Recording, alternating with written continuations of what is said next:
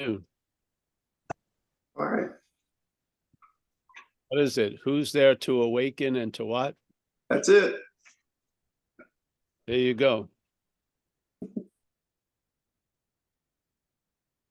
Well, welcome everyone. Is anybody new here or I'm sort of new.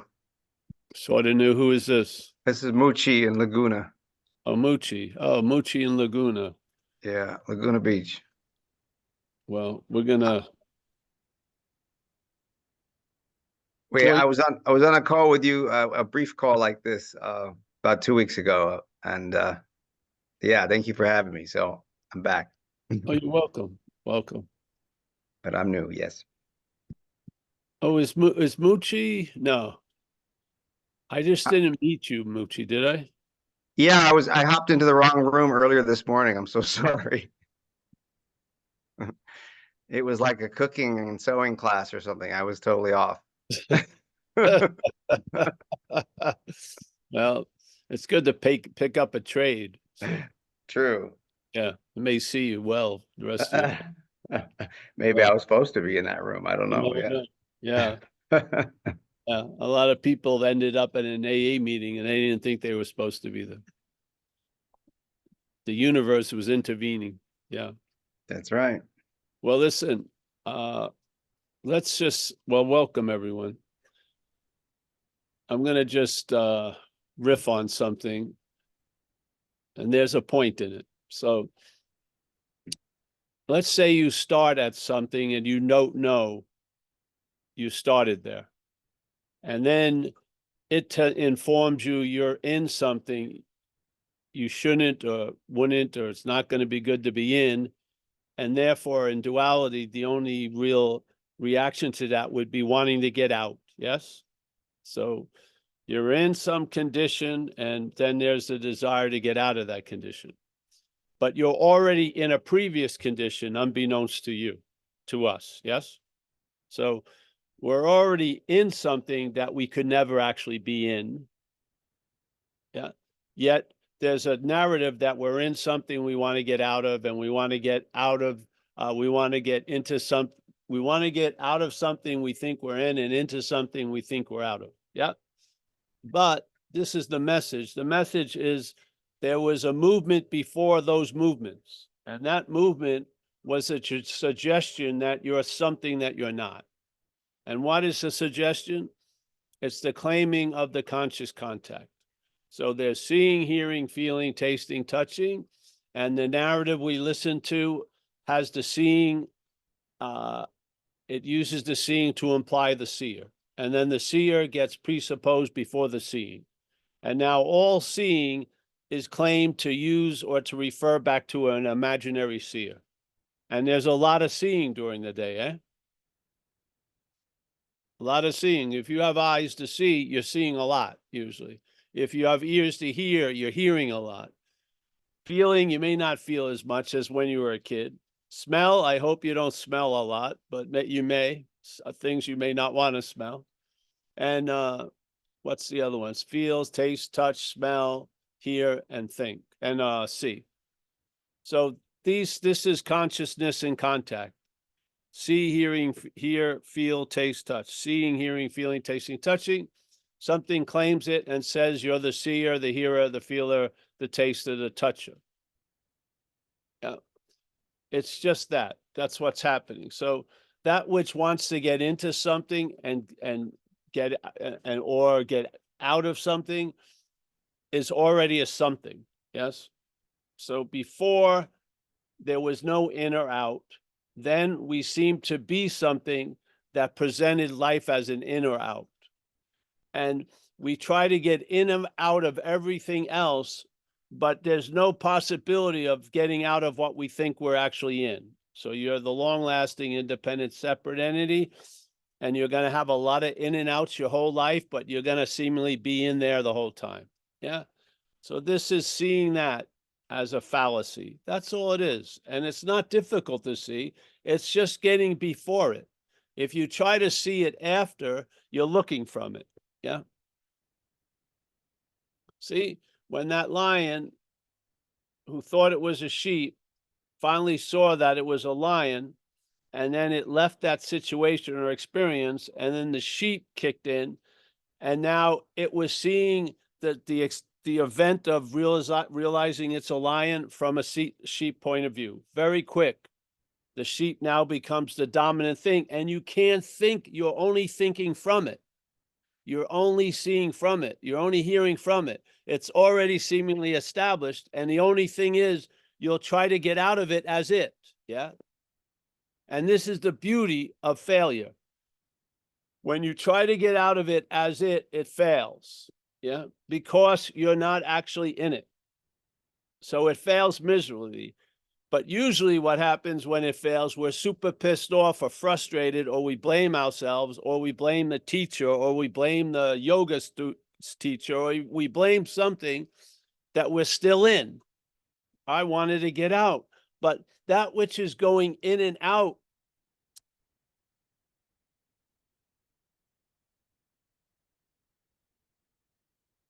it's like a seesaw, you know?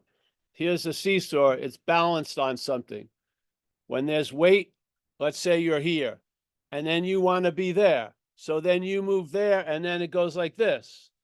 And then, oh, I want to get that lightness. You go to, and because you're the heaviness being injected into everything. Yes?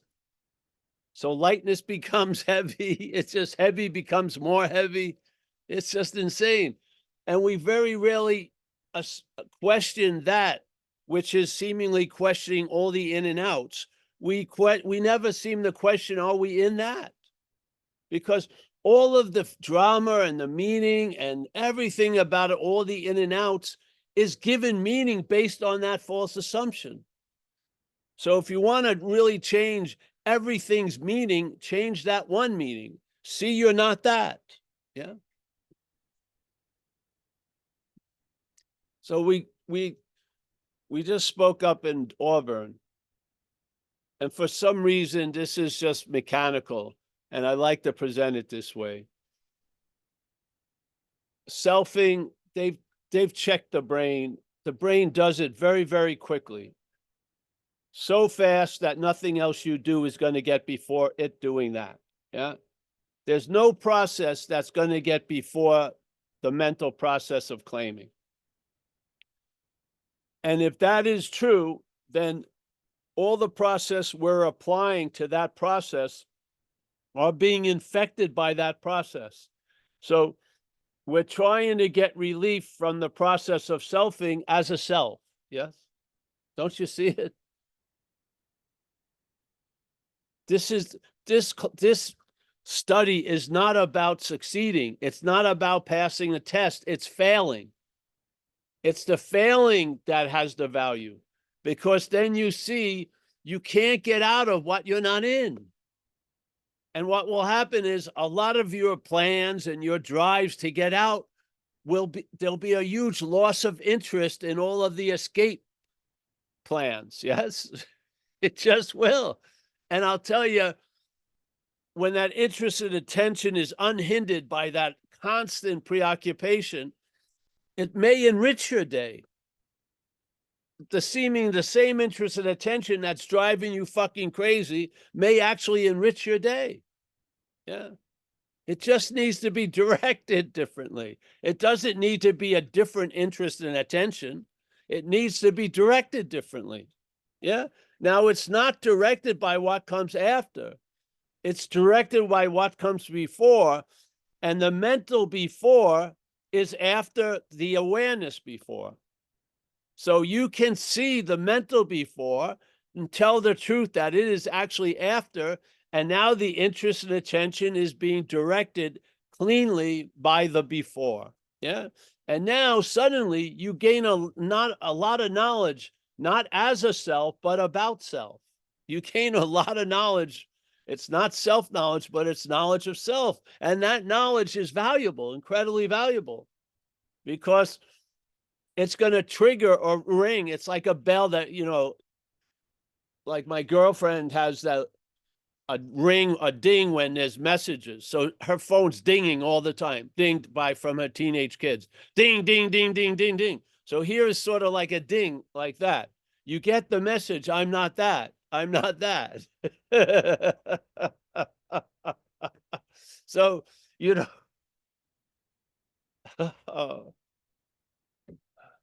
you're not going to lose interest by gaining interest. You're not. You lose interest by losing interest. Yeah. And losing interest is something that, if seen, when failure is seen clearly, it triggers loss of interest. Yeah. Not maybe in that goal, because that goal may be what's actually looking right now, but in the way or the direction you're taking to seem to arrive at where you already are. The interest and attention will drop off of that topic. It will. Yeah. And it's going to enrich you. And when you're enriched by interest and attention, instead of starved by a lack of interest and attention, oh man, everything, this is an interpretive event, a subjective event. You're the scale for everything. You're the proportion giver for everything. There's either going to be a range of molehills or mountains, not based on the molehills or mountains, but on us. Yes? Oh.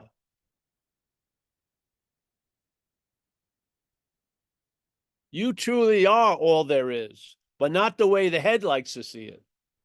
You're all there is at the expense of others. No, you're all there is as the dreaming. Yeah.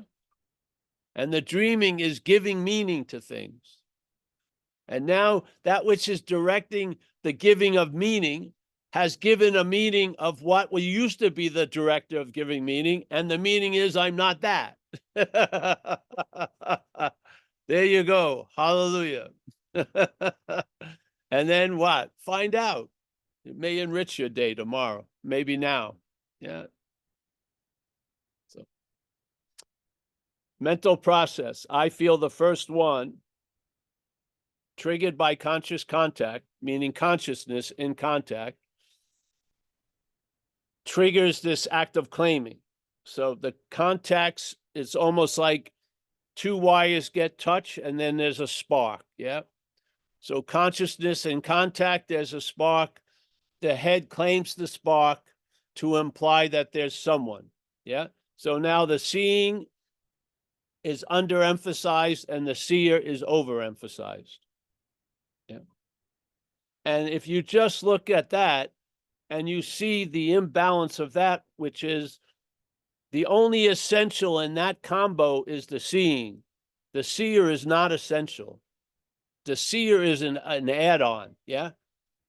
There is so much seeing without a seer going on, but there's no seer without seeing. Yes? Because the seer has no existence. It claims a verbness from the seeing. And now establish it itself as a noun. So now the noun, which is the all-important noun, is doing all of these verbing. I'm the one who's seeing, feeling, tasting, touching, thinking, and the I that's doing that, let's call it consciousness, is actually pictured as a body. So now your experience is a subjective experience, and your head's translating it as an object. That's what non-duality is negating, right there. Yes? The hybriding of subject to object, it's negating, not two. Yeah? There's not you in consciousness, there's just consciousness. Yeah? There's not you in contact, there's just contact. There's just seeing, hearing, feeling, tasting, touching. Yeah. And then there's the narrative of see or hear or feel or taste or touch her, which isn't bad if we're in the right place. But what happens is the seer gets presupposed before the seeing. Yeah. And that's where the scale gets fucking way tipped. And now you're sort of living a weirdly imbalanced life. Yeah. Because putting a noun after a verb, far out, yes, but putting the noun before the verb is an interpretation, an incredible interpretation. And after a while, that's the only station you're plugged into. You're listening to K-Paul all day. Yeah. You're taking yourself to be a thing. You see only things are important. you actually believe there could be a spiritual thing where spirit has no body orientation, but you believe I can be a spiritual thing. I look like one. I can hold my breath a long time. I have a loving gaze. I speak very slowly. I have forced equanimity. I just yell at the walls when everyone leaves and punch fucking holes in things. But on the surface, I'm looking pretty cool, almost saint-like. Yeah. But that's a burden.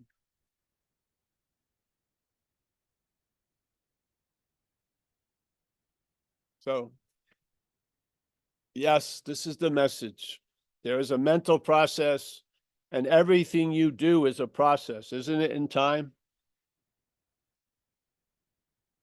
And you believe that process that you've done to get out of self actually got you out of self? Or do you see what Ramana put out, that it was actually reinforcing the self you wanted to get out of? Which is it? Have you been successful, or has there been a mistake that my direction was to get out and I've been reinforcing that I'm in something? Wow, that's insane, eh? So I'm going to say it how he put it in his writings, not his writings, other people's writings of his teachings. And this is the only one I remember, but I remember looking at different people talking about his teachings, and he said the same thing in different ways. And he put it as a very important place. And he says there's a presupposing. Now, where is that presupposing coming from? Not you, coming from the mental process, that the non-existent thing is an existent thing. Yeah. And now, when that's in place, the existent thing now wants to get salvation for the existent thing. Yeah. If that's the case, and he basically was saying that's the case, your spiritual practices themselves, which are processes, yes, your spiritual practices themselves are reinforcing the non-existent thing as an existent thing. How can they destroy it? So what I'm saying is, the mental process presents you as a noun. It's a mechanical activity, claims whatever's happening, the seeing, hearing, feeling, tasting, touching, and uses it to imply that there's a thing that's the seer, hearer, feeler, toucher, taster. The head, the brain itself, interprets to the body of which it is a part, as it says clearly in the Course in Miracles. The brain interprets to the body of which it is a part. So now all the information you're getting after the prior process is kicked in is now going to the idea that you're a body. Yeah. It's tailored to fit you as a body, to remember you as a body, to worry about you as a body. Yeah. The brain interprets it to the body of which it is a part. Very clearly put out in the Course in Miracles. If you like it, there it is. Yeah. So what happens? This process is in place. Now we get irritable, restless, discontent, and maybe nothing worked. So we find spirituality and we start doing spiritual practices. And those spiritual practices, unfortunately, are not before the mental process of selfing. Yes? So now, just like everything else that comes after it, the spiritual practices are used to reinforce the idea of you as a self. Yeah? It's mechanical. You're not choosing it. You're not going to choose to stop it. What you can do is lose interest in it. Yeah. And I would imagine if you had knowledge of it and if you could see it, you were greeted with an understanding, you may not be that, the possibility of losing interest in it skyrockets. It does. Yeah.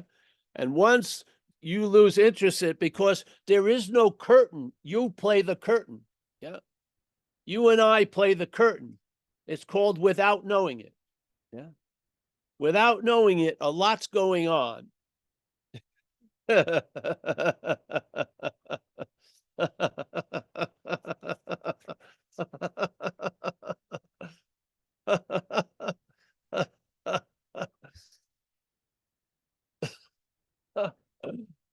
With these eyes to see and an understanding, a lot going on is going to be great because it's going to reinforce what you're not. Because all of that which is going on is going to trigger the idea of it's going on to you or for you. So you're going to see what you're not quite a lot. Yeah. So people, I need a reminder that I can rely on. Here's a great reminder. Your head will remind you you're not that by acting as if you are, saying you already are, you will always be. And there you are. You're now freed, and you get constant reinforcement by that used to capture you. Yes. So this is the beauty of duality. That which was the prison is now the temple. Yeah. Yes. The prison, you're inside. When it's the temple, you're outside. Yeah. Seeing the prison from outside is the temple. So the prison now is being it's valuable because it keeps reminding you you're of the temple, not of the prison. Yeah. If you're in the prison, you're looking for another plan to get out.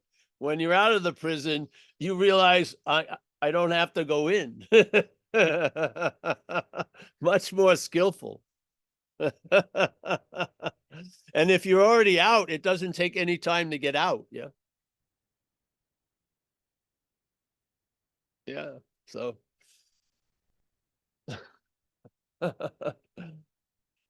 so what is the before? I don't know. People call it awareness. I don't know. There's a brilliance, but it doesn't have any signposts or towns or directions or, north, south, east, or west. But it sure feels like me. Yeah. There's a sense that, yeah. And it's more reliable than all the other fucking, drops of water on the fucking hot skillet, bopping up and down based on conditions. Yeah. I found a home there. I can rest there. Yes. Yeah. Truly, I work from home now completely. I do. I work from home all the time. Not bad. So throw up your hands in defeat, and then we'll sing a chorus of hallelujah. Yeah. Just to admit you're not going to get it. Yeah. Great. The after can never get the before. Yeah. That which you are as an appearance is in front of the camera. That which you are as you are is behind the camera. That which is in front of the camera cannot get behind the camera.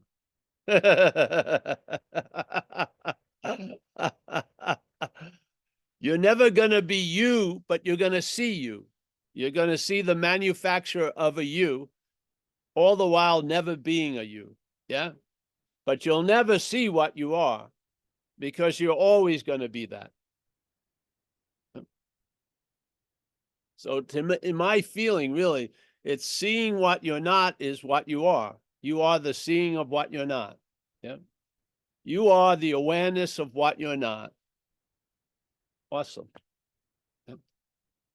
So I wanted to read something because there's new people I haven't seen before. And these are some nice things I read in the past, and I wrote them down.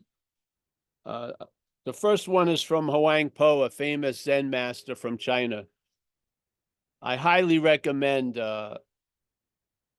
him. Yeah. So he goes like this. When people hear the mind teaching, big M mind teaching, yes, they get excited. They think there is something to be got. They then fervently engage in this or that practice, thinking that they will get something.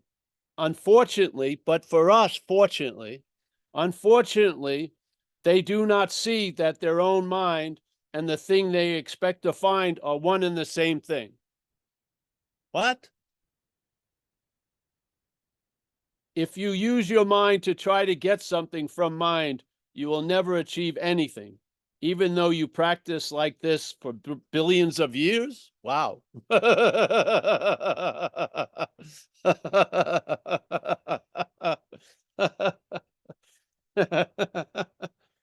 See, when people hear the mind teaching, their head gets excited because they think it's going to get something out of it. Yeah. Then the head tries to do all this shit to get more out of it. Yeah. And this point of unfortunately with this message becomes the fortunately. Yeah. The unfortunately not getting it is the fortune. Yeah. We can see the greatest success is in the failure of what you're not trying to get what you are.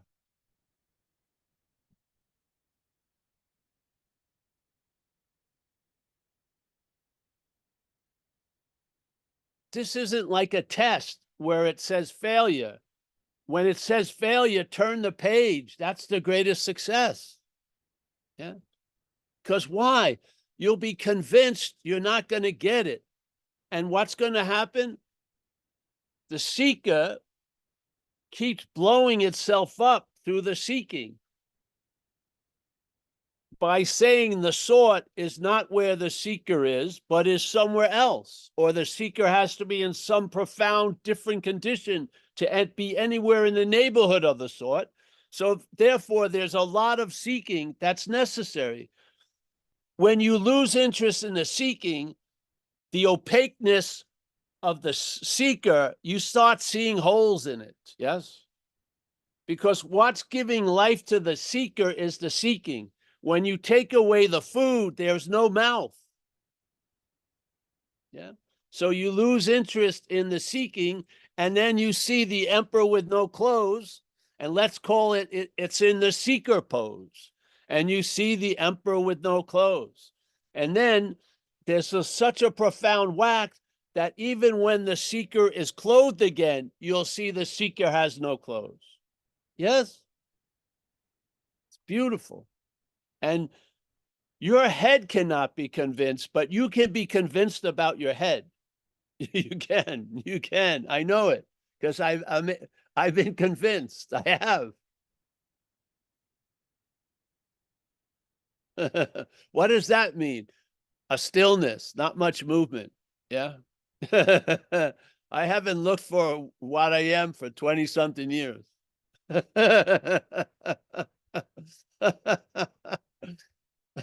I got it when they said you can't use the Buddha to seek the Buddha. That became obvious. Yeah. Now, the Buddha that was being used to seek the Buddha was hidden by a cover called Paul. So Paul was, AKA the Buddha, was trying to use the Buddha to seek the Buddha. It was a beautiful message. Yeah. Because the reason why I had the ears to hear it, all that had failed. Yes. Could you imagine if you could use the Buddha to seek the Buddha? That would be a whole school. There would be a school called Use the Buddha to Seek the Buddha. It would. And it would have gone franchised. It was great, producing great effects. But you can't use the Buddha to seek the Buddha because you're the Buddha. What? Yeah. You can't use mind. Oh, it's not like a punishment. Oh, Billy, you can't use the yard today. No, you can't use Big M mind to seek mind because you're Big M mind. You can't use light to seek light because you're light. Isn't that great news? And doesn't it come after the failure of doing exactly that, using light to seek light? Isn't that the greatest news is based on the failure of doing just that? Do you think the guy just took a random crazy idea to present it to all these people? No, he saw what was going on and he said to the Buddha in those people, you can't use yourself to find yourself. Yeah. And he wasn't talking to the people at satsang. He was talking to what was really at satsang, which was the Buddha. And finally, it came through. And the failure of the person using the Buddha to seek the Buddha was the greatest success. Finally, if you hear this understanding, it's going to help you see that failure is the greatest success. And you failed enough already. Yeah. There's no, it's already, you have overwhelming evidence already. You just need to see it with a clearer eye. That's all. And here's a pair of glasses, the same pair of glasses that was given to me. I'm passing it on to you. This is like an, an eyeglass store that we share. Here you go. What's looking is what you're looking for. Where are you going to see a huge change? You're not going to see a huge change in what's looking, but you're going to see a huge change in the looking for. Yes, you are. Yeah.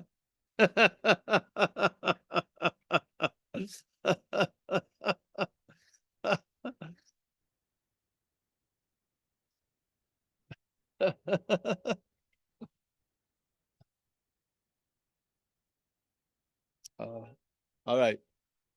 I'm only going to read one guy, Hoang Po. That was more than enough. Yeah. Hoang Po said another beautiful thing. Whatever can be perceived cannot be that which is perceiving. So if you look in the mirror and see a body and you call it you, that's a mistake. Because whatever can be perceived, which is that body in the mirror, cannot be that which is perceiving. Yeah.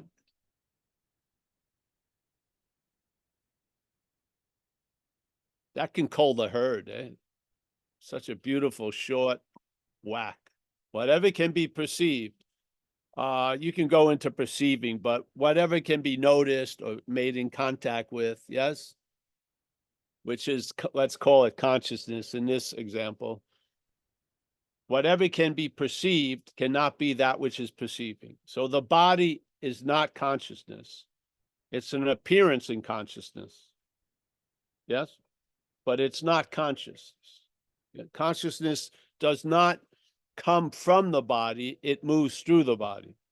And if many of us have had an experience of seeing someone we knew alive dead, in a casket, and maybe had a very strong hit that wasn't Uncle Fred when you saw the body that had been appearing for those 50 years and your 9 years of knowing Uncle Fred was erased in a nanosecond because you saw sans the consciousness or sans the awareness or the existence, that was just a non-existent thing, eh? So the non-existent thing in the head is mixed up with the existent non-thing. Yeah. And we're in this duality, and non-duality is negating that duality. Yes. So that which you're using to look for it is what you're looking for. So the subjectiveness that's been called an object is really what you're looking for. Yeah.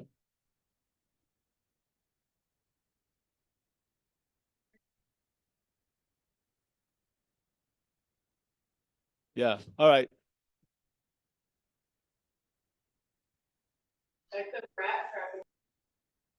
I can't hear you there.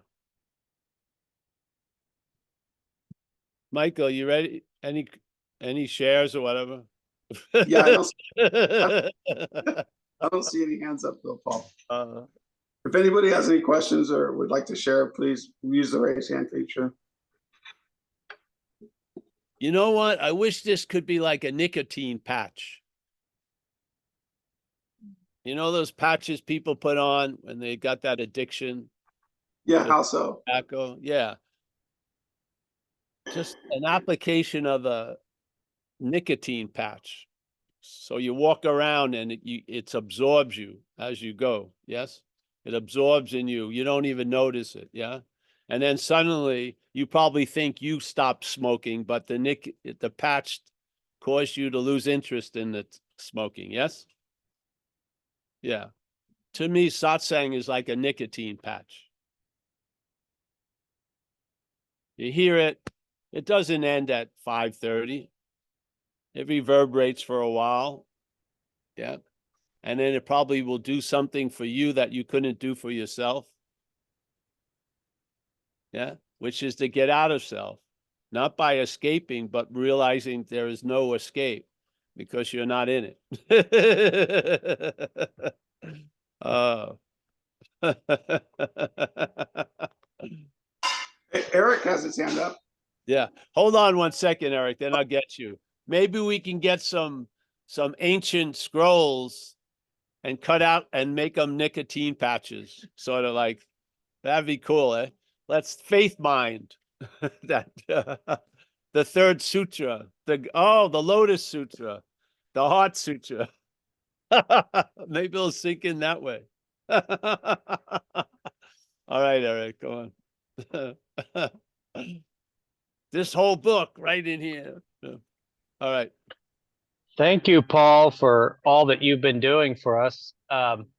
You know, after 18 years of spiritual seeking and getting pretty far, you know, long periods of peaceful mind and this and that, I still didn't know how to deal with the head when it still popped up.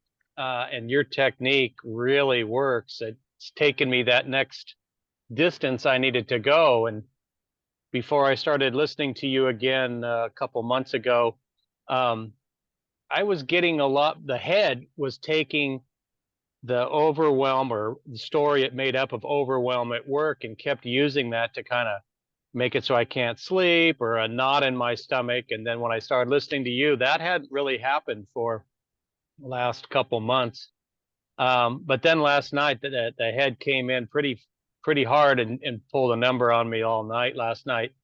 But it's like you shared, maybe the head still wants to try to take control and it's never going to stop. You just have to use the tools we learn here.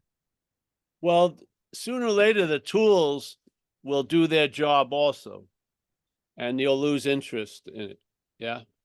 The tool is you can call it a tool when there's still a battle between the interests, but you can, as we say in AA, you sincerely take a position, then you get established in a position.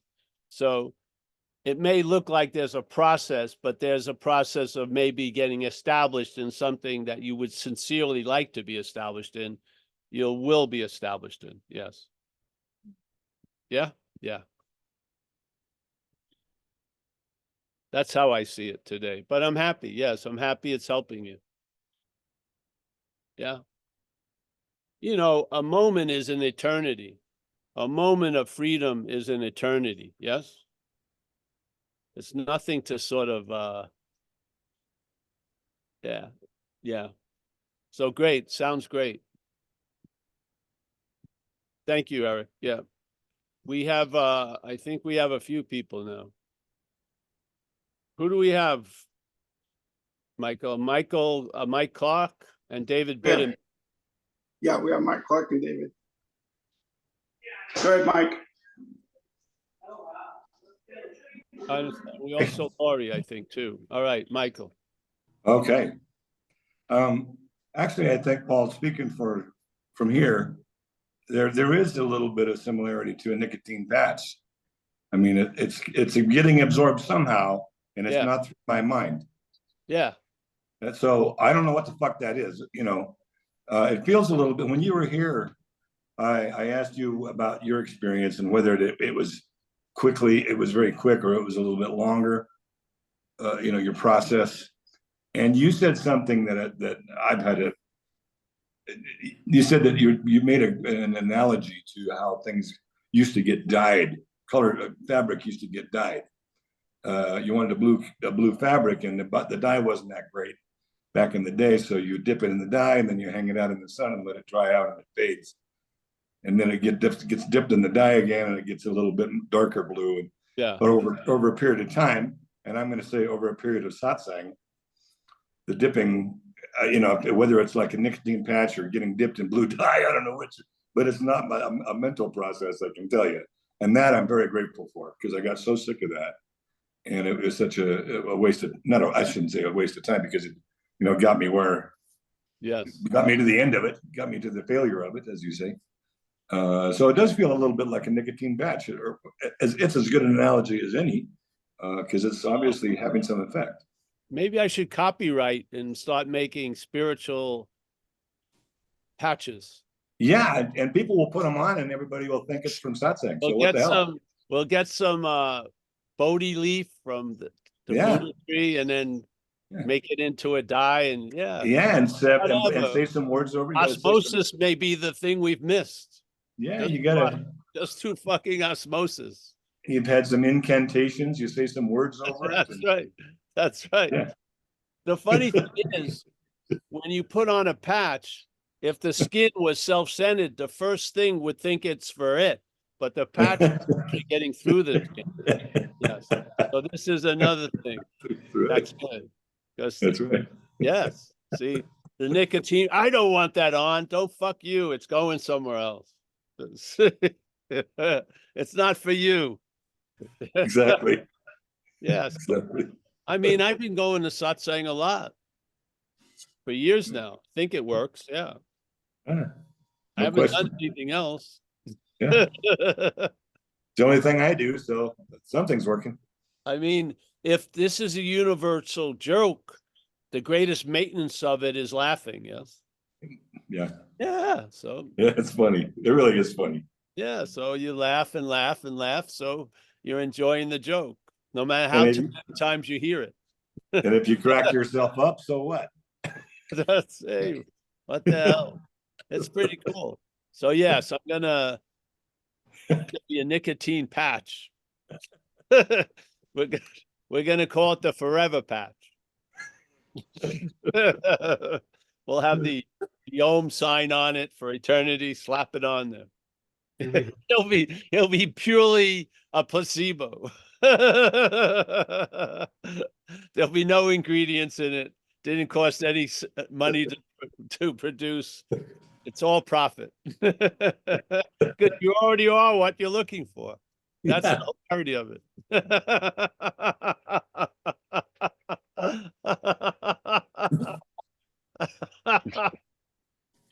I broke finally through with the patch. It just, the patch made me believe. All right, fucking put on a spiritual patch then. Get on with it.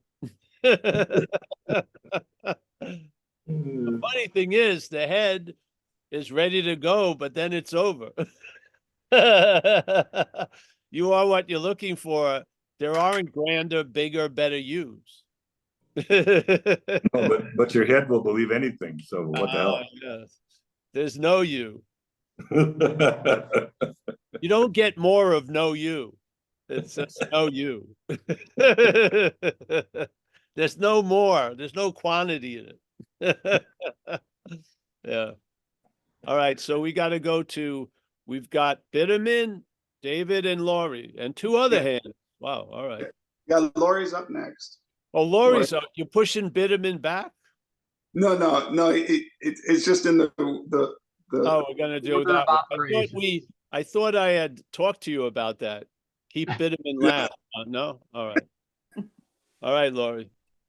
Hi, Lori. Hey, thank you for being here and letting me speak. I'm reading your book on the steps, and I know this isn't a AA meeting, but I'm trying to work out the doership and the accountability part too. It's like, how do you reconcile the two, where you really do have to clean up a mess but you don't want to beat yourself up the rest of your life about. Well, I found it easy, actually. Yeah, I found because let's say in this world, there are dues you have to pay while you're here. Yes? There are things that are demanding of you and stuff. Yes? In society and everything. So to me, that's rendering unto Caesar Caesar. So that's the accountability. Yeah. But I felt like there is another wave that can occur in recovery, which is when you look at your role in things and take responsibility for that, you're going to see a lot of your role in things was something else's role in things. And that's where the next wave I feel comes, which is accountability. So I took responsibility. I felt the responsibility. I made the amends. And then after I did all that, it led me to another wave of accountability and seeing I was not the doer of that behavior. I was driven, like it says in the book, and I was basically used for transportation. Yes. Yes. I love that. So I see responsibility and accountability as not totally demonetizing this event, because I don't think that works, but breaking down the currency into a transferable thing like accountability that doesn't have value for 30 fucking years. Yes. Yes. Yeah. Yeah. And of course, before that is the stubbornness of thinking you're the doer, which is the main plank of the identification as self. Yeah. Because if Yeah. you're not the doer, then whose life would it be anyway? Yeah. Yeah. And the narrative isn't really about life, it's about your life. So that would just take the whole basic assumption out of the narrative, and the head doesn't want that. No. Yeah. So the doership is, when I used to do talks live a lot at first, if you were wanting to get popular and make money, you wouldn't touch the doership because it would really upset people. But, to question the idea of doership, because this is a main plank of the head, the identification. But if you hear something like supposedly Buddha said, which is events happen, deeds are done. So let's say events happen and deeds are done. So there's emissions and effects from those, but there's no individual doer thereof. So you take that effect out of the minor effects of this dreaming. Yeah. So I see accountability is quite different than responsibility, but I feel it's necessary here. Yeah. The dog that it wasn't me, but it shit on the neighbor's lawn. So I'm accountable for that. I'm not Yes. think about why did I take that shit for 30 years, because I'm clear I didn't do it. Yeah. Yeah. And I get what you're saying about the doership, because if you try to allude to something like that in a meeting, you just get pounced on. Oh, I got to take responsibility for, Yes. I grow up and Yes. it's time to grow up and face life and face what I am and do. I don't know. It's Yes. just But weird. It's I like did I'm a whole- trying. People think I'm trying to shuck responsibility, and it's like, forget it. Yes. It's like the spiritual bypassing people. Yeah. Yes. Well, this is a thing. I did a talk on it a couple of times because I felt inordinately responsible when I was a kid. Yes. Yeah. And therefore, for me to feel a little relief, I had to become irresponsible.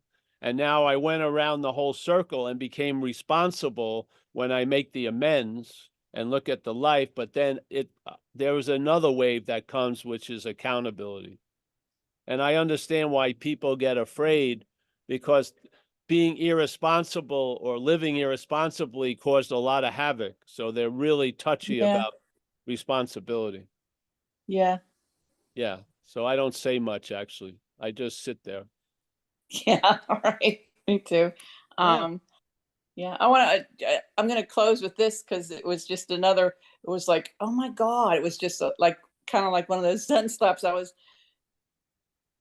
sitting there having a conversation with a girl, and she says, she just in her head, and the words that came out of her mouth is, she goes, I just torture myself all day. And I thought, wow, I and myself, that's like two people there. I torture myself. Who is I and who is myself? She would have been freaked out if I'd have said something like that, but it helped me see something that was so true. And that's the duality of it. The duality of the experience leads a lot of people, the way it's interpreted, of coming to the conclusion that they hate themselves or they're their own worst enemy. That's an incredible position. Yes. And this is the mix up of subject objectness. Yes. Yeah. Yeah. That's why, this brings about a lot of relief because it lends itself to truth, I humbly believe. So it produces a lot of relief, yes. Because you are not the doer. You're like a sail that its only role is to catch wind, yes. The wind does all the moving and everything else, but the wind will just be freelance unless there's a sail, and this is the event we're in. So we're playing the role of a sail, and things are blowing or moving us. Yeah.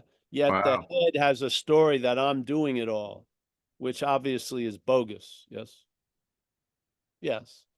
Wow.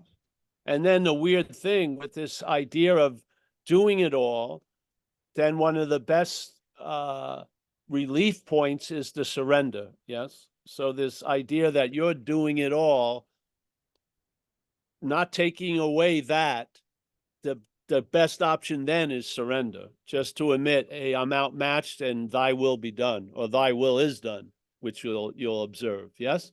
So a lot of messages are based on conditions. So the condition is, if you're thinking you're the doer and there's no getting around that, then there's a lot of heaviness based on your doing. So you might as well surrender that life over to something else to get some relief from that heaviness and weight.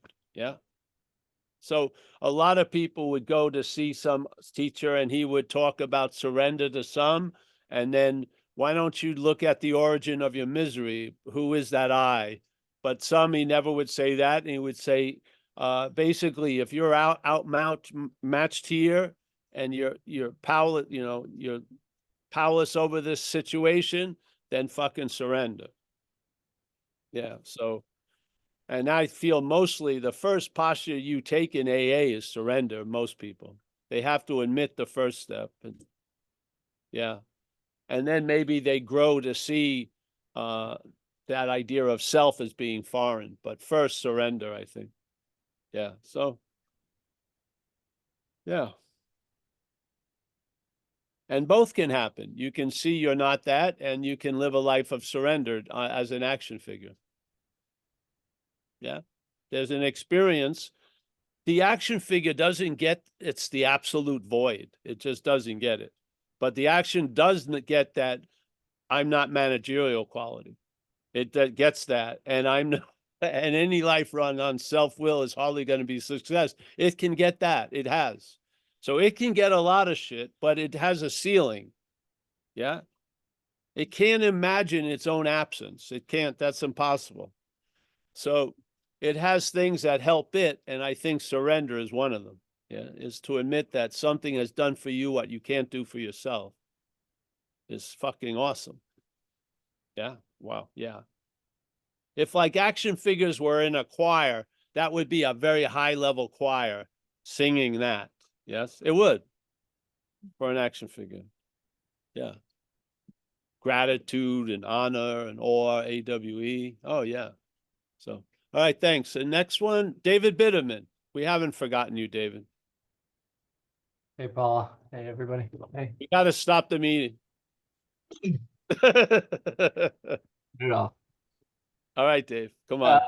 No, I love what Mike was talking about. I got to put my phone on here. Oh, sorry.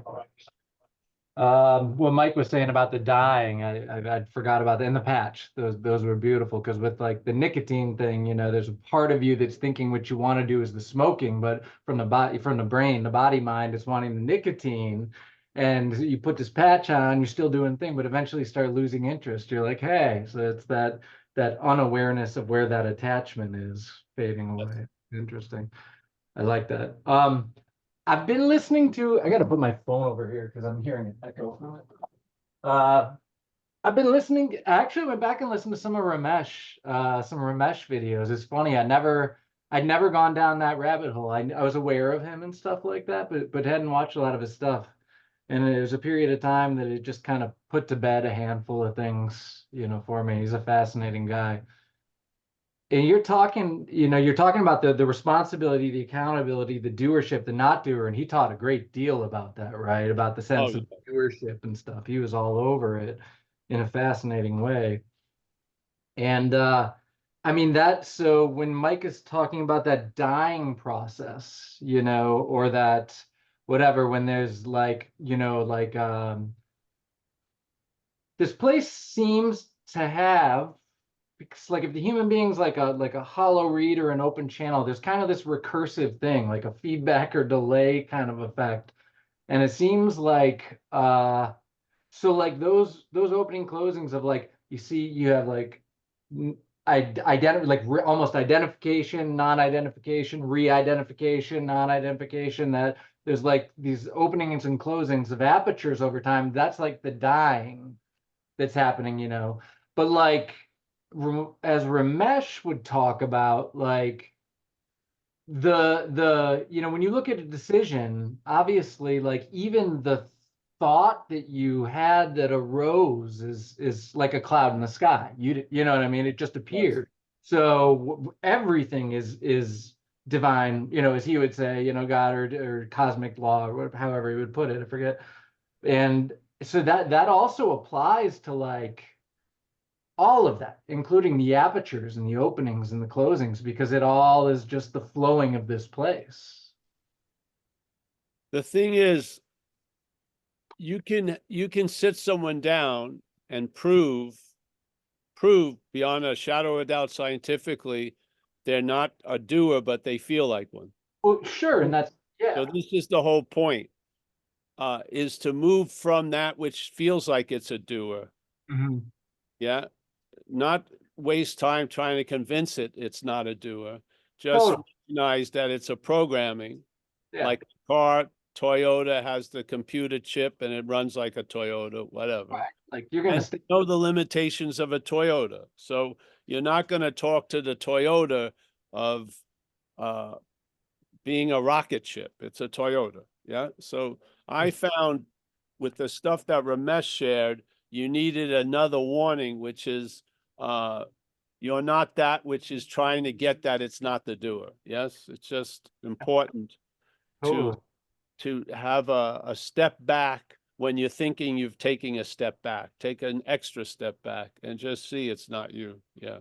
Yeah. Absolutely, yeah. But I was just in the whole flow of things, because like, you know, when an action happens, so a thought arises, let's say it comes with divine origin, unknown origin, however you want to say it, you know, there's a thought and it proceeds to an action, and that action has an effect, and that effect provokes all, you know, the whole flowing of life.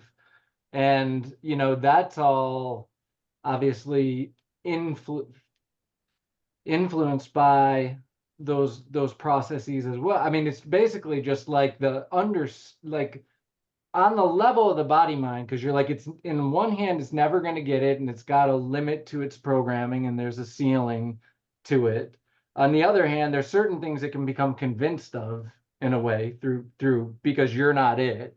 You can be convinced of, but there isn't, you know, a saturation in that instrument of certain things, I would think. It seems. Yeah, but see, everyone, you put the same cloth in, but some get dyed quicker than others. Sure. And some of that probably has to do with like need to know too. You've mentioned that before. Well, exactly. Yeah. Yes, there's knowledge can be as heavy as anything else. Hell yeah, yeah, for sure. Yeah. So this is really about traveling lighter. Yeah. And if it's probably going to be useful for your functionality, you may be drawn there. If it's not, you probably not. Yeah. Ooh, yeah. But it's just interesting to see this, even something like understanding the same laws apply. It's not different than whether or not I get a glass of milk or water, you know, in the flowing of this place. Yeah, everything is interesting. Yeah. Because you see things in a new light or a different emphasis. Yes. Big time. Yeah. So obviously, if you were extracting a fruit from where the root was growing out of, you would get less juice than if you were extracting it from the other side. Yeah. This is what happens. Yeah. Yeah. So, yeah, emphasis, proportionality. Fascinating. They're all sort of levers that manufacture the dreaming, so to speak. Yeah. Right. And part of the traveling lighter is having the vibrational content and algorithm of the dreaming shift. Yes. So to Mhm. speak. Yeah. Yeah. Yeah. And it plays out through that music of the spheres. Yeah, it's wild. Oh, cool. Yeah. What a beautiful day it is here. I'm so glad. Yeah, I hope it's as beautiful here as it is there. It was. Yeah. There's a lot of crap, a lot of weird happenings. The past 24, 48 hours, there's just been a lot of unexpected turns in a lot of people I know, but it's beautiful. It's beautiful. Oh, great. Yeah. I mean, Here, it's bad stuff, good stuff, but it's beautiful. here Yeah. it's like a morgue. A morgue. Still Very lively. very lively. How a morgue is But lively. dead.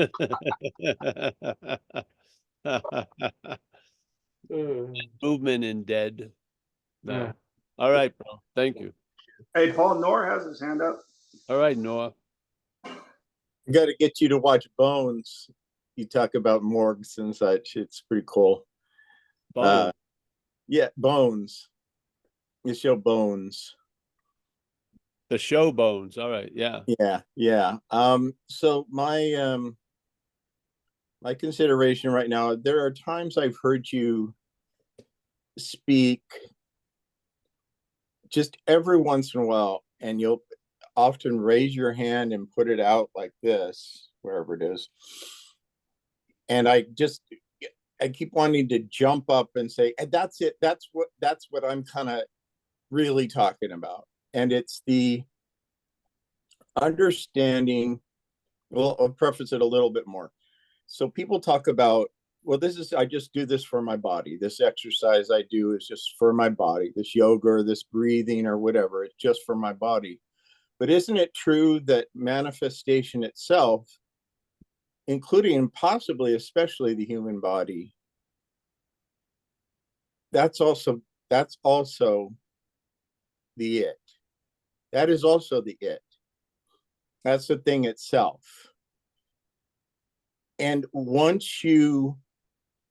it can't be understood as it until you're resting in knowing it doesn't matter.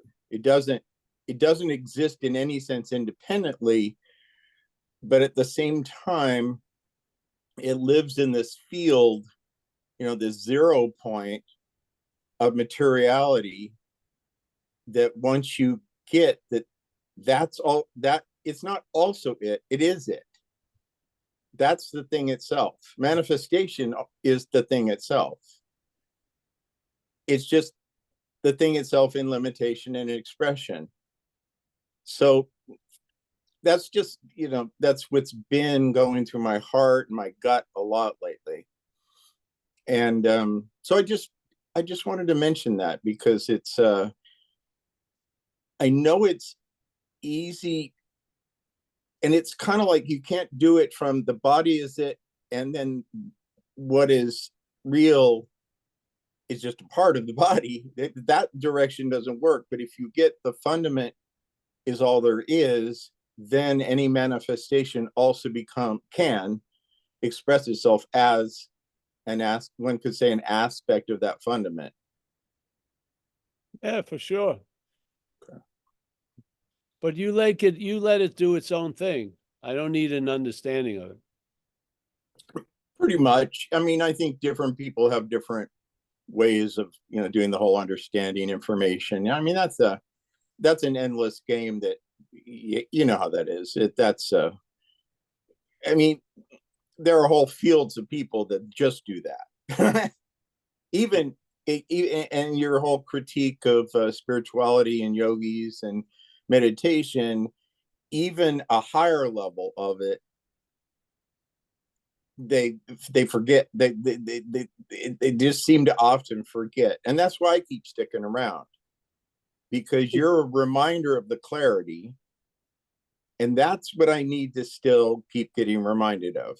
There is something in me that still soaks that in, Yes. Yeah. I feel like if I would have come 10 minutes ago, I might not even ask the question, because it sounds like David Bitterman was talking about something very similar. Yes. Yeah. But I was off on an appointment. I couldn't make it till just now. So there. Well, you know, maybe you come upon an understanding of something, but when you meet that something through movement, then I think the understanding becomes secondary. You may just put it in the closet, so to speak. You don't, but it goes into the closet, yeah? Because Yeah. what you were attempting to sort of know by an understanding, you get to dance with it, and it's much more. You can't define it and draw a sketch of it or have it's 11 inches wide, 6 inches deep, 30 inches height, that kind of understanding, but you're dancing with it, which is more of an intimacy, that something gets, there's a clarity around that, if I can Yeah. try to. Oh yeah, I've been getting that more and more lately. Yeah. So Just, yeah, it's knowing is transcends understanding. Understanding seems to be very useful for certain things. Like if I go to a dentist, I want a dentist that knows what understands what he's doing and has the training. yeah, yeah. But you know, the fact is, a good dentist or a good practitioner, when they're working, they're not thinking about what they're doing per se. They are in their knowing Yeah. and just doing it from that. Yes, exactly. Yeah. Listen, man, yeah, I want to make sure when I go to the mechanic, he has the right understanding. Because if he thinks the body is a chariot of the gods, he's going to charge me astronomical fucking price. Want him to recognize it as a Toyota. Yeah. So that's it. But to me, a lot of the understandings I try to, you know, because some of them are chiseled, they're very clear, and you can feel it, and it has weight in the absence of the cement. But I've lost all interest in that stuff, really. Something twirls around and you dance with it and then it leaves. I can't really capture any of it much. Yeah. So, but I love the clarity about it, what you shared. But yeah. All right. Next person, anyone? No, that's it, Paul. That's it. That's it. Make no mistake who you are. This is it. Remember, this is it, by Loggins and Messina. This is it. You know, Paul, you might have to put out a warning on that patch though, because you know, if you think like I do, if one patch is good, what would two do? That's right. That's right. I have to say, first of all, you can't take it like the Nicholson in that movie. You can't take the truth. You can only one patch at a time. Start on the left cheek and then the right cheek. Then sit down and hopefully it'll come up through osmosis. The packaging is going to be the whole point because there's nothing in the patch. So we got to make the packaging very esoteric and fucking transcendental. Yeah. So we got to have good, David Bitterman will help. We got to have Jacob do the art. And basically you're going to get nothing. Sounds like you're making the It'll have emperor. an adhesive. It will have an adhesive. You said the Sounds forever. like you're making a set of the emperor's clothing. Maybe Yeah. it's gonna be the never Yeah. ever patch. No, what we can do, we can actually put, when you take the patch off, the infinity sign will be, you'll have a little henna tattoo for a day or two, showing that it's working. It'll be like the cartouche right in an infinity sign. There you go. If you pay $50, it lasts for 5 days. $10, 1 day. We should make a little joke. Get somebody like Jacob, and we'll have a list of spiritual patches, like, explaining the process it will absorb. And you may have a sudden interest to go to a temple. You may find yourself on your knees. You may be doing dead man's pose, things just to explain the effects that may happen. We'll have beautiful art, eight of them, and you can buy all of them. How about 12 of them, one for each month? Yeah. All right. The Get on. crazy, the Where's cra- my idea woman? Get on it, Mia. the crazy thing is, if some like popular guru actually put out a patch and said he blessed each one, people would buy it. They would. I Yeah. mean, Oh, the fanatics, the listen, let's get in followers. touch with some popular guru. Reach out and let's make a call and let's do some business. It would be big. Oh, Eckhart Tolle, maybe. Wow. Yeah. Man, if they got on Oprah, forget it. I'd be living in my Italian villa tomorrow. Wow. Just one day with her blessing, we could close shop. All right, let's go. All Yeah, right. I'm sure, you know, in double-blind studies, they have patches that have nothing in them. Exactly, for So sure. then it's just a matter of adding the logo to it. Yeah, and the little henna tattoo. It would be nice. Yeah. Yeah. Yeah. You don't have to put On it. top of that, you could actually put it bless- next to your heart. I would Yeah. rather go by the ass, really. I think it's gonna go. It's got a more direct connection to the head than the heart. Go Oh, right definitely. to the ass with cheek patches. Yeah. All right. Yeah, you got to put a warning label on it, see, because then people are really careful, right? They put it exact right place. Please do not put it above the waist, or No. else. No. Yeah. Don't.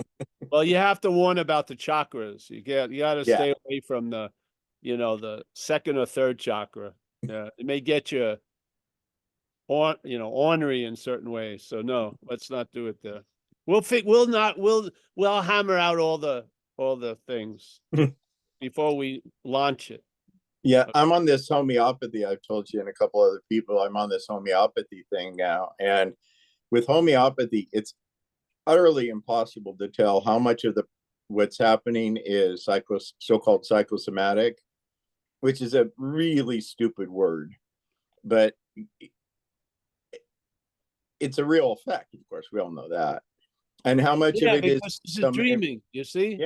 Yeah, exactly. Dreaming Proof. is causeless effects. Yeah, it's proof. We constantly prove that. That's the biggest thing that's proved in medicine, is that most of what we do for healing is our own dream, shifting the dream a little. Yes. Well, listen, we're joking about the patch, but we will have a list of, if you want to get the first batch early, sign up. There'll be a list on chat. David Bitterman, take over, get a list. Yeah. We got the list going. But yeah, it's just to have some fun. Yes. We're not, please don't start telling, Yeah. Yes. I don't want to get sued for some fucking thing. Yeah. I get a nicotine company calls me. What about these patches you're planning? No. All right. Well, listen, anyone else? No? I'm going to say goodbye. We got Moochie Facet. Did you enjoy yourself today? Very much. Very much. Thank you. I wanted to say it's such a beautiful formulation you made. This something you said about 20 minutes ago. You're a sail and its only role is to catch wind. I thought that was so poetic, and yet the hammer has an idea that it's doing it all. I mean, that is a beautiful formulation. I just was struck by that. Well, great. Well, it's a feeling. You can feel it. Indeed.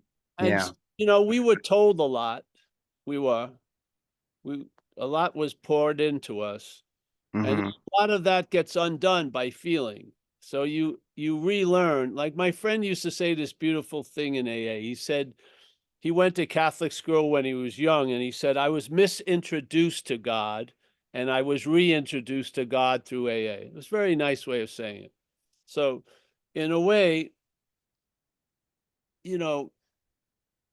if the eyes that see this world are blind in a way, it's nice to have spiritual braille, so to speak. Yeah. Nice. Yeah, so you follow a braille, and yeah, and they're better than eyes, really, because these eyes are there. What's these eyes deceive, so to speak, yeah, because they're programmed to see everything as a thing and bring it and apply it to a thing or refer it back to a thing. So on a certain level, they're not trustworthy. Yeah. And therefore you find you walk through this life with eyes wide open, but seemingly blind. And here's the braille you can follow. Yeah. That's beautiful. Yeah. Wow. All right, Mike Clark. Nice to see you, Mike. And listen, for the people, the Temple of Lost Hairs, they cannot put the patch on their head. No, but no good. It will be too fast. Yeah.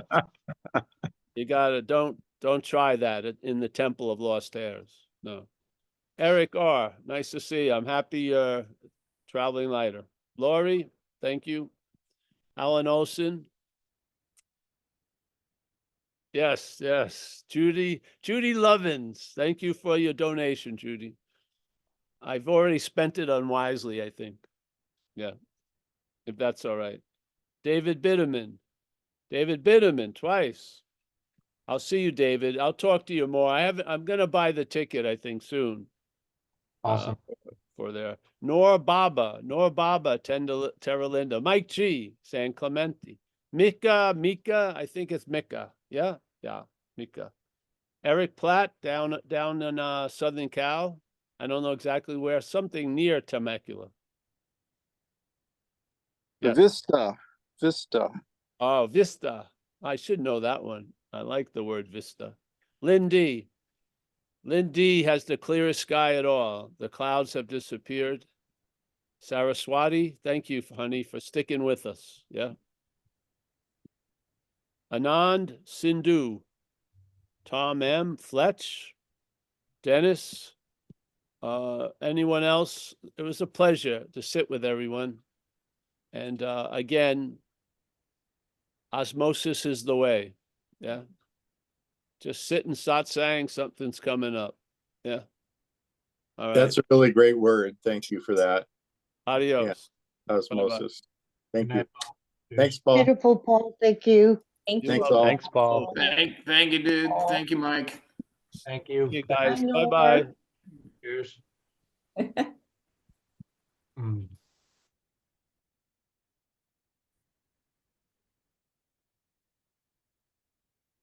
Yeah, I appreciate what you were sharing, Nora. Yeah, I appreciated coming in at that moment. It was, like I said, I think you were expressing